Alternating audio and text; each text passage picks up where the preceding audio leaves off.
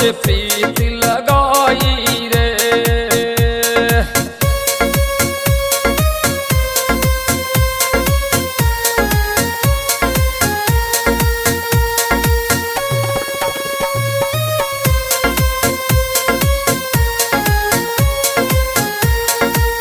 हर सत्संग कीर्तन में मैं जाऊं, मीरा बन कर तुझको रिझाऊं, तेरे नाम की रटने लगाऊं, हर पल तुझको